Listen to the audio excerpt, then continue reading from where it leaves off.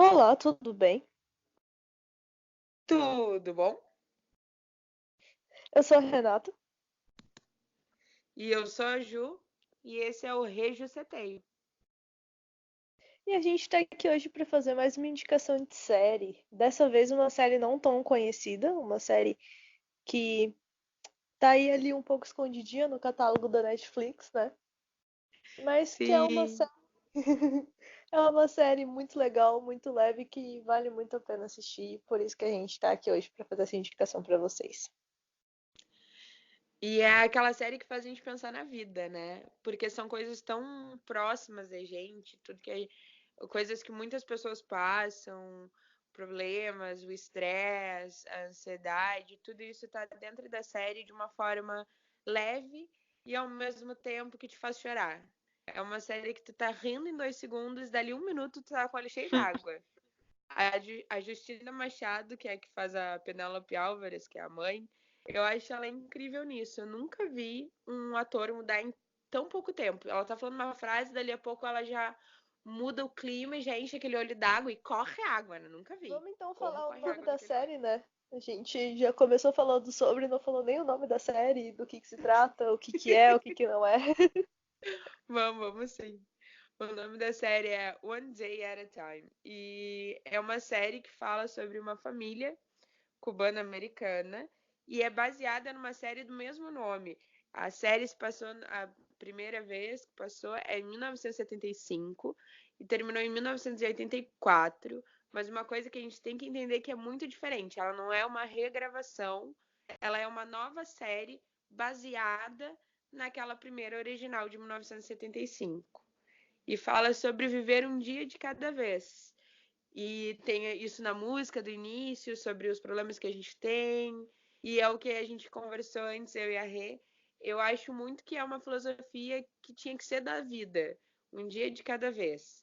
Quem tem ansiedade sabe como é. A gente vive 3, 4 meses à frente, pensando nos problemas que a gente vai ter daqui a um ano, daqui a um mês, daqui a uma semana, e não vive o dia. E às vezes a gente tem que viver o dia. Amanhã a gente vê o que vai acontecer. Hoje vamos viver hoje. Hoje vamos pensar nos problemas de hoje, nas coisas boas de hoje, para a gente poder se acalmar. Mas é muito mais fácil falar do que fazer. Ah, com certeza, né? É muito pesada essa questão, principalmente para quem é ansioso. A gente planeja muito, quer as coisas muito certinho, muito catalogadas, e aí quando as coisas saem do nosso controle, a gente pira, né? E é muito legal falar também, entrando já nesse assunto de pirar e tal, que a série, ela trata de diversos assuntos de maneira muito leve e muito consciente, né? A série fala sobre depressão, sobre tomar remédio para depressão. E são assuntos assim que você dificilmente vai ver em uma sitcom com responsabilidade, sabe? Tipo, até porque por serem temas teoricamente mais pesados e mais complexos, você não espera ver em uma série que tem episódios de 20 minutos, né? Sim. Não, e ela é considerada uma sitcom drama, porque ela tem um pouco de cada, mas ela é comédia. A essência dela é comédia, mas ela tem um lado de drama, que são os problemas. Ela, ela lida de uma forma de aceitação que tudo bem tu tá doente, e tudo bem tu procurar uma, uma ajuda. Isso passa na questão até da terapia, né? Que até a terapia é um problema de se procurar. E isso também é Sim, retratado na série, porque muitas pessoas têm problema. Não, não vou procurar médico porque isso é coisa de louco. E não é assim. Pelo contrário, é tão comum hoje em dia as pessoas passarem por depressão, por ansiedade. E uma das coisas muito interessantes é que eu vejo que mostra o porquê. O porquê daquela ansiedade da mãe, que ela é uma veterana de guerra, ela participava da parte da enfermaria na guerra do Iraque, e mostra o estresse pós-traumático que ela fica, que sim. vem E, desencadeado de tudo isso, né? e mostra também os problemas que, por exemplo, isso causaram no ex-marido dela e pai das crianças na série. Ele também é um veterano de guerra, né? Ambos foram pra guerra juntos. E ele também tá todo ferrado da cabeça, tipo, com problema forte de alcoolismo, com depressão, com transtorno pós-traumático, tipo, mostra que realmente, tipo, essas coisas vão afetar as nossas vidas, essas coisas podem acabar se tornando um problema e precisa de ajuda. E ele também não queria buscar ajuda, né? Não. E isso eu acho interessante. Olha, eu interessante de novo, 50 vezes interessante. Eu, eu acho que mostra que não interessa quem saiu, se é homem, se é mulher, a guerra ela sempre vai causar trauma. Não interessa de que lado tu tá da guerra. E isso também é conversado, tem outros veteranos de guerra que aparecem, cada um mostra de um jeito que desencadeia, cada um reage de um jeito àquele estresse pós-traumático. Isso tudo mostra na série e a personagem é muito bem retratada pela Justina Machado, que é uma baita atriz, ganhou premiações em relação a esse papel. Foi uma série que ganhou muitos e muitos prêmios no seu primeiro ano. Então, como ela é uma sitcom que não teve um grande investimento, como outras séries da Netflix, Stranger Things e séries da Netflix, que tem todo um marketing por trás grande, ela, por ser uma série que não teve um marketing tão grande, ela foi teve um exponencial oposto do marketing dela absurdo, porque ela foi aclamada pelos críticos, ela foi muito bem premiada e é um elenco que, por favor, né? Começamos pela Rita Moreno. Aquela mulher, Sim. mais de 70 anos de carreira, ela foi a primeira mulher e a única porto-riquenha a ganhar um Emmy, um Grammy, um Oscar e um Tony. E o Emmy, o Grammy e o Tony foram no mesmo ano. Tu tem ideia disso? Não, ela é uma atriz excelente. E eu acho que, assim, mais de metade dos papéis engraçados das cenas icônicas são dela. Tipo, ela é a pessoa que faz a gente rir o tempo inteiro na série. Sim, a Bolita é maravilhosa. E tu sabe que a Rita Moreno, quando foi convidada para esse papel, a única exigência dela foi que a Bolita não fosse a vozinha, aquela que fica fazendo crochê, quietinha. Tinha que ser bem espontânea, apimentada, bem como é a personagem. Ela deu muita Aham. característica à personagem. Eu achei isso incrível, assim, achei lindo da idade. Tipo, 87 anos, gente, eu com 31 já fico cansada de ter que ir no supermercado no final da minha rua. Ela faz tudo naquela série, eu acho isso maravilhoso. Não, é muito bom, é muito bom. E é massa porque é o contrário, né? Tipo, ela que é a avó que deveria ser mais velha e, tipo, ela que é a toda produzida, ela que é a toda vaidosa, tipo, é muito, muito bom. Sim, as cenas que ela acorda maquiada já é que antes de tudo, a maquiagem. Dorme com o Claro. batom dela, que é um batom que ela comprou todo um... O estoque.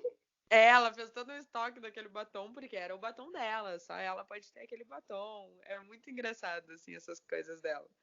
E aí a gente puxa pro Alex, o neto, que saiu muito parecido com a avó. O pré-adolescente que tá ali, todo vaidoso, lambe cabelo, faz tudo, gosta de tênis de marca, tudo isso. Eu acho muito engraçado. Ele é a abuelita escrito. É que ele é o filhinho da vovó, né? Tipo, ela até fala que ela que pariu ele, um rolê assim, tipo. Ele é Sim, ela muito, fala. ele é muito aquele neto mimado que a avó faz tudo, literalmente tudo nesse caso, né? Então acaba que ele é muito parecido com ela e aí os dois têm aquela relação de amor platônico, por assim dizer, né? Sim, até as tarefas dele quem faz é ela, né? Sim, é muito, muito bom. Vamos falar então do. Não, vamos falar. Já falamos da mãe, já falamos da avó, já falamos do neto. Vamos falar do dono do prédio? que é o que foi Vamos! pela família. Vamos! O Schmidt é maravilhoso! Outro problema que é muito bem abordado, que eu acho incrível, é o do Schmidt, do fato do alcoolismo dele. Eu acho que é abordado com muito carinho, muita leveza, mas ao mesmo tempo mostra toda a seriedade por trás desse problema, né? Que é o Sim, com alcoolismo. certeza. Como ele destrói a vida e como a falta de um carinho pode levar uma pessoa para um caminho horrível. Uma pessoa que tem todas as oportunidades da vida e acaba se largando por, às vezes, falta de amor. Ele tá sempre em busca de ser É, um Álvares.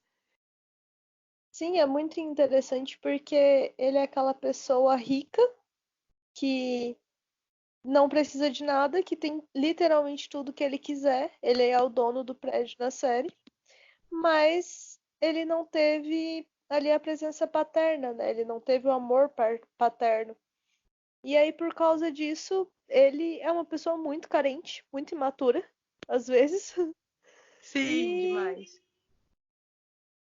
e ele acaba sendo ali sendo adotado, entre aspas, pela família, né? Sim.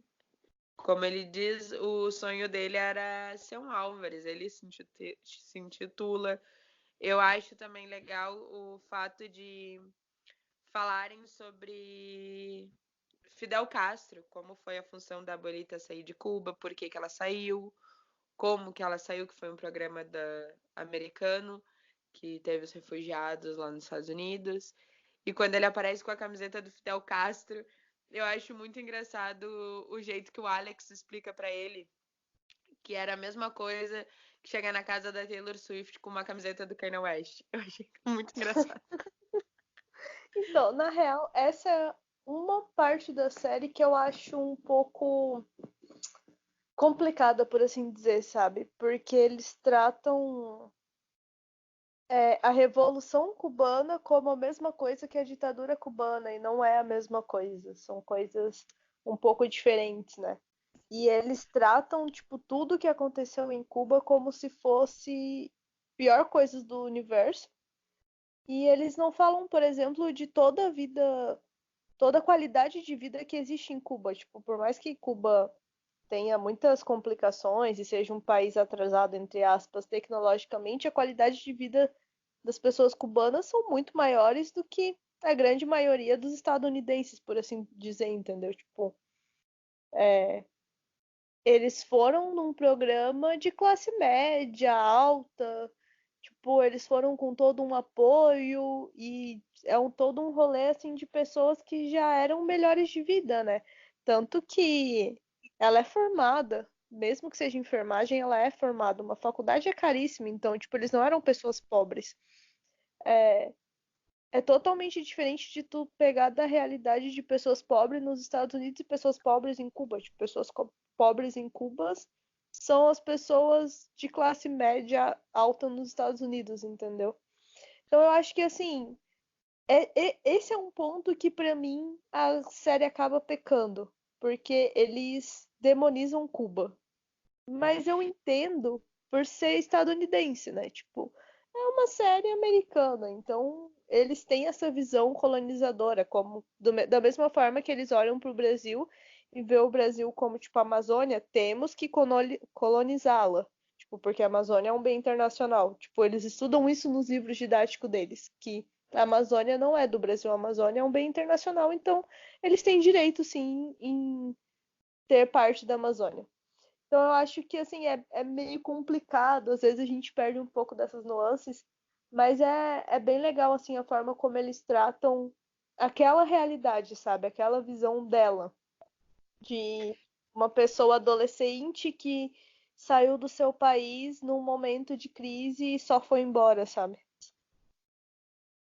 Não, sim, é o ponto de vista deles, mas na verdade a Glória Calderon, que é a produtora, ela tem origem latina. Eu não sei se ela é cubana também, não sei se a origem dela é cubana, mas ela tem origem latina, então é muito a visão deles. Isso é a visão Aham. de quem escreveu a história.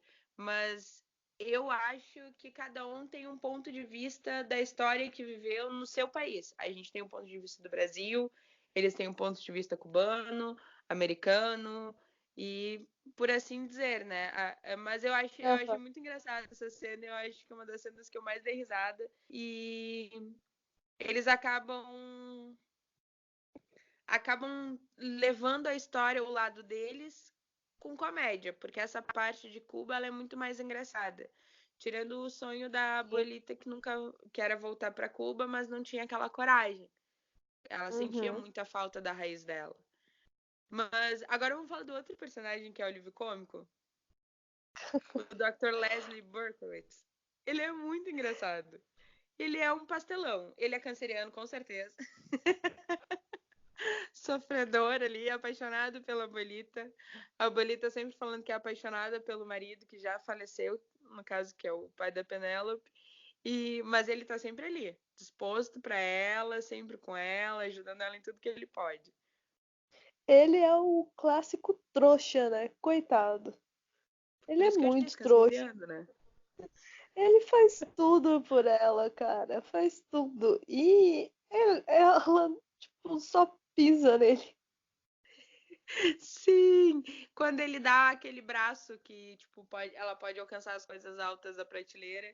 E o Alex diz pra ele, o bom é que assim a abuelita não vai mais precisar te chamar e ele quebra o braço no meio. Ele é muito, muito trouxa. Meu Deus. Mas é bom. Sim, E as cenas no escritório são legais também. Tem umas cenas ali no escritório não, né? No consultório. Ali isso. no consultório médico dele que são ótimas também com aquele cara babaca lá. Ai, Ai, sim. meu Deus. Outra coisa que a série retrata muito o sexismo, e aquele guri é o exemplo do machismo, né, cara? Ele é o machista clássico, hétero escroto. Mas sabia que o Dr. Leslie era para aparecer em alguns episódios, ele não ia ter toda essa recorrência que ele teve. O papel dele ficou muito maior na série conforme foram fazendo, assim, viram que tava Deu bom certo. e que deu certo e o papel dele ficou maior do que seria. E Mas agora eu vamos. acho que acertaram muito bem. Não, eu acho que acertaram muito bem. Ele ficou muito engraçado. Ele é o bobinho, mas ele tem um coração enorme. Ele é a coisa mais queridinha. Dá vontade de apertar. Ele parece um ursinho, assim. Mas agora vamos para a parte interessante da série, que é o ponto alto desse Vamos. podcast, que é falar sobre a comunidade LGBT, né? E na série eu acho muito legal que mostre muito sobre essa geração millennial da comunidade LGBT. Mostra, Sim. além de mostrar as dúvidas da Helena, como quando ela começa a desconfiar que é lésbica, e aí depois ela passa por um período que ela acha que ela é bi. Também Que passa é a depois. outra filha. Vamos só salientar que é a outra Ah, filha sim, tem o filho e a filha. Essa é a que é a filha, a mais Helena. velha, que é a mais velha que o Alex, e é super feminista. Ela não gosta, ela é totalmente fora do padrãozinho de princesinha. E na primeira temporada é toda aquela resistência sobre a quinceañera dela, que é a mesma coisa que os 15 anos aqui no Brasil. Os cubanos comemoram a quinceañera. E ela, toda aquela resistência que ela não quer fazer, porque fala da história do começo, porquê dessas festas de 15 anos, que era basicamente tipo vender as filhas para alguém para casar, dizer, olha, já é moça, pode casar com ela. Então eu acho isso muito legal, tipo, leva para essa parte e aí mostra a parte carinhosa dos 15 anos, das festas, pela família, que é mais aquela tradição de fazer a festa, de comemorar essa nova etapa na vida dela. Mostra os dois lados da moeda das quinceneiras.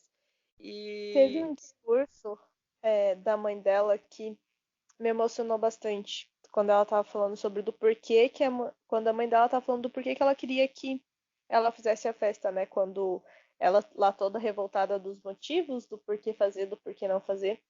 Quando ela disse que para ela ia ser um orgulho muito grande como uma mulher que estava criando os filhos sozinha, dando todas as melhores condições possíveis de criar esses filhos, com questão de escola, aluguel, comida. e poder proporcionar essa festa para ela. Ela ia estar mostrando para a sociedade que uma mulher sozinha conseguiu realizar tudo isso. E quando ela faz esse discurso sobre como a festa também é um ato de empoderamento para a mãe dela, a Helena se desmancha. Sim, é muito fofo. Por isso que eu digo, a Justina Machado nos destrói. No momento que tu tá rindo, daqui a pouco tu tá chorando, aí 2 segundos ela larga uma piada no meio e tu te mata rindo de novo. Eu acho isso muito legal da série. Eu não sei como que eles conseguem ter essa chavezinha de troca tão rápida. No meio do mesmo discurso, ela daqui a pouco já fala uma bobagem, ou a Helena corta com alguma bobagem, tu dá umas risadas no meio de um troço que tá te emocionando. E a gente acaba que hoje a gente vai dar alguns spoilers, ao menos da primeira temporada, né? São três Sim. temporadas, todas disponíveis no catálogo da Netflix. Mas a gente vai dar alguns spoilers para poder contar um pouco mais sobre a Helena. E eu acho muito. Eu não sei se tu passou por isso, mas eu passei pelo que ela passou, de conversar comigo mesma quando eu comecei a desconfiar que eu era lésbica, sabe? Tipo, pensar assim, será que eu sou? Não, mas eu sou. Aí depois, não, não, não, não. Não, isso... Sabe aquele diálogo interno que tu às vezes exterioriza Uhum. sozinha? Eu acho isso maravilhoso, porque isso aconteceu comigo. Eu não sei se aconteceu contigo ou se já aconteceu com alguém que tá ouvindo, mas eu ficava muito nessa batalha, assim, tipo, tá, eu sou lésbica. Ah, mas será que eu sou mesmo? Será que eu não sou bi? O que será que tá acontecendo comigo? O que eu sou? Eu preciso ser alguma coisa? Não, não preciso ser nada. E eu acho isso muito, muito interessante na série, até porque eu não sei se tu sabe, mas a Helena, ela é baseada na filha do Mike Rice, um dos produtores da série.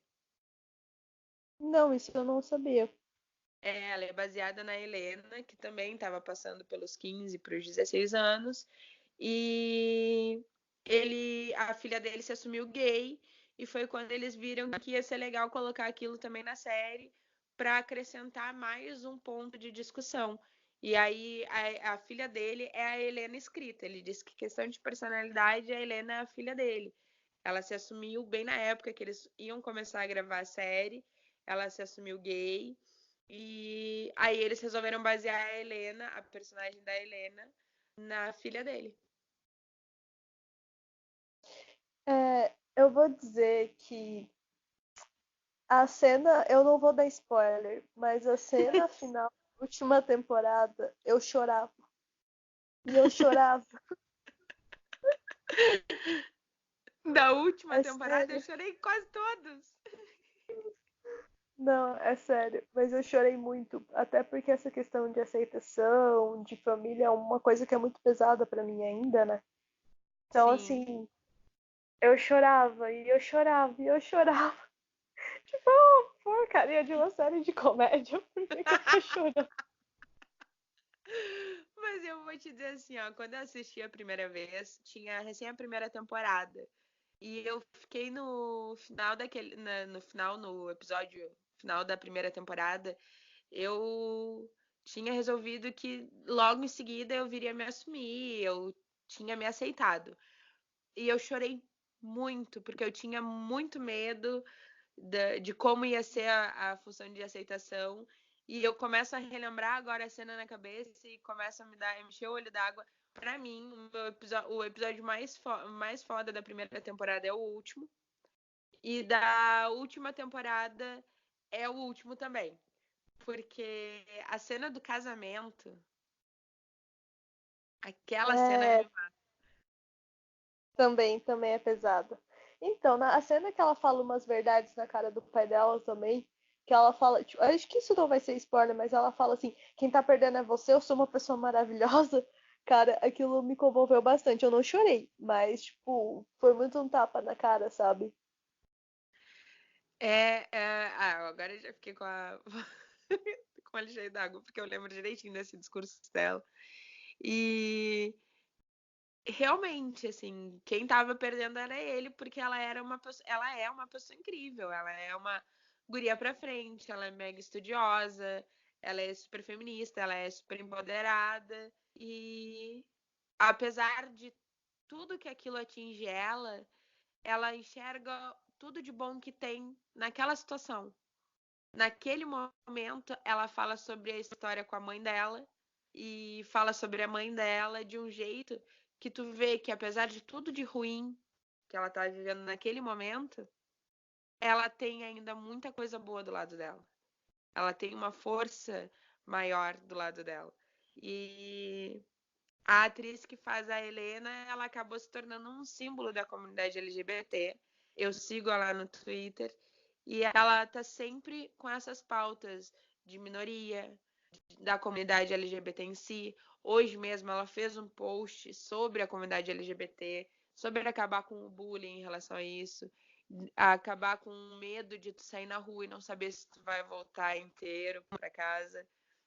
E a série aborda isso de um jeito que tu tá chorando, aquilo tá te atingindo, mas depois eles conseguem dar um alívio cômico sem virar uma coisa escrota.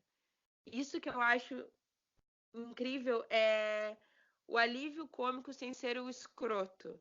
Porque a maioria das Hum. séries, o alívio cômico sempre é aquela pessoa idiota, ou as piadas acabam se tornando às vezes um pouco tendenciosas.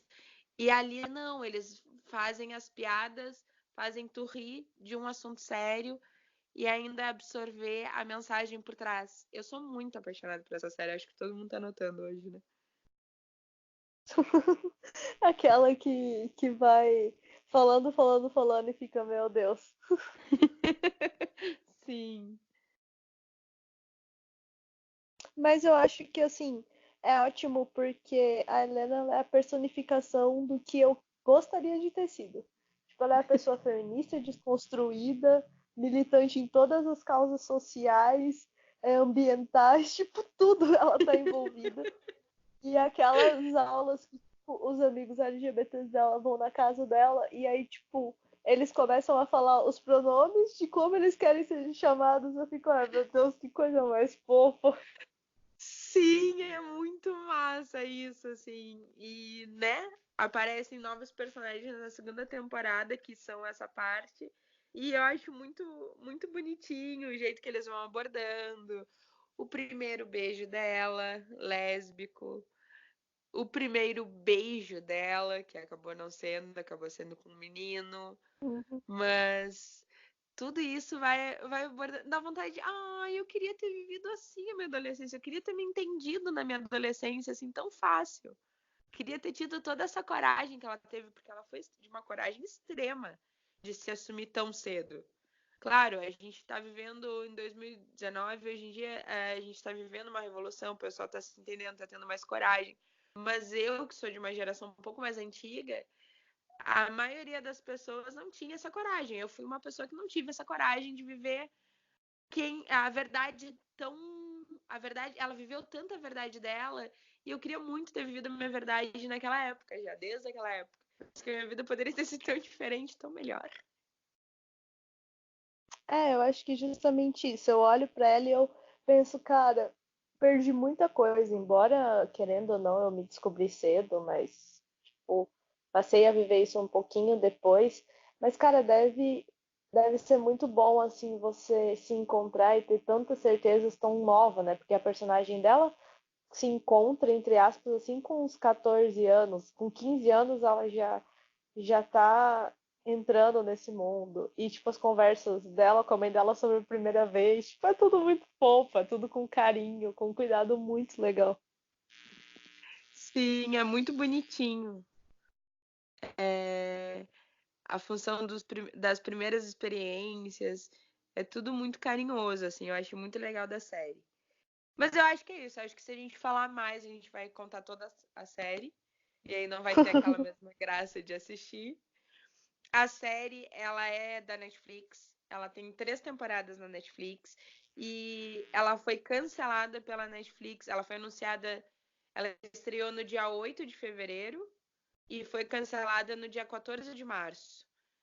Deu mais ou menos um mês depois que lançaram a última temporada, que é a terceira. Mas o Twitter tá aí para revolucionar, tá aí para incomodar. Tá achando que hashtag não muda o mundo? Muda o mundo sim. Graças à Olha, o mundo hashtag eu não sei, mas Mas essa umas série muda séries o meu ele mundo? muda. Ok, Mas assim, ok. eu fui uma que tuitei muito sobre isso, fiz muita hashtag, marquei muita coisa.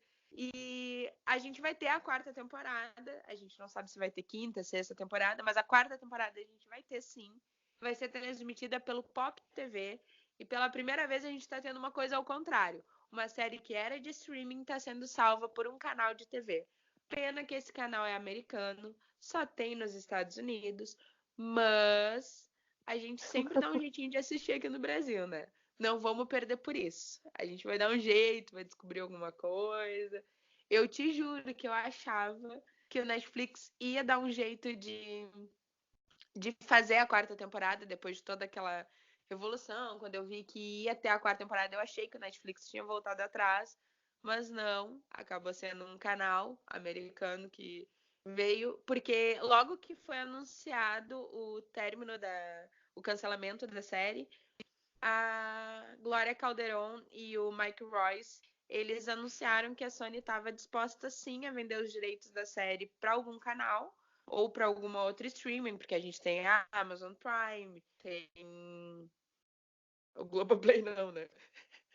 Mas tem outras formas de streaming pra gente estar Mas o vivenciando a série. Globoplay, completamente. Imagina a Globoplay. Aí vão botar a Suzana Vieira de Abuelita. Não. Ai, meu Muito Deus. obrigada. Tá, vamos parar de Aquele viajar outro aqui, né? Paramount, eu acho, Oi? que tem streaming também. Não, tô pensando aqui os outros streamings, mas tá, vamos encerrar esse Ah, HBO Play, cara. episódio. Aí, ó, HBO. Tem É HBO verdade, também, ó. HBO Go. Ah, Tem valeu aí. Telecine Play. Telecine Play. Eu sabia que tinha alguma coisa com Play além do Globo, tá? Mas Telecine também é brasileiro, só pra te dizer. É... Então tá, a gente fica por aqui, eu acho. Senão a gente vai começar a devagar demais. Vamos tentar não devagar tanto nos episódios ultimamente, né? A gente andou devagando bastante. Viajando um pouquinho. Sim. Mas a gente vai abrir uma votação no Twitter amanhã, sábado, dia. Hoje é que dia? Hoje é Dia dia 19. 18. Então, dia 19, a gente vai abrir uma votação aí sobre o que vocês vão querer escutar no episódio da semana que vem. Beleza? É bom que a gente faz uma interação, ver o que vocês preferem e tal. E também vamos dar uma movimentada. Segue a gente lá no Instagram, segue a gente no Twitter. Se E é inscreve, isso. Se inscreve, curte o vídeo. ativa o Assina. sininho, Exatamente. compartilha. Se tu não pode assinar o canal no teu YouTube, eu já disse, faz um YouTube fake, não tem problema. Faz um fakezinho, nos ajuda a divulgar, ajuda bastante. E comenta também o que vocês querem ouvir, que indicações, se vocês querem mais indicações de canais, se vocês preferem indicações de séries. A gente não fez nenhum filme ainda, né? A gente poderia fazer de filme também. Enfim, Podia sim. se vocês querem episódios divagando sobre a vida, dá esse feedback aí pra gente que a gente quer cada vez melhorar mais pra vocês. Era isso então. Um beijo e tchau. Tchau, tchau.